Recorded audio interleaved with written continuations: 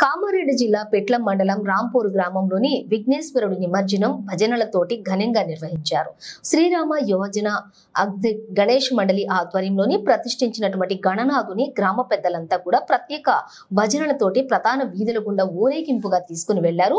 అత్యంత భక్తి శ్రద్ధలతోటి విఘ్నేశ్వరుడిని భజనలతో శోభాయాత్ర గ్రామ ప్రజలకు ఎంతగానో ఆకట్టుకుంది. ఈ శోభాయాత్ర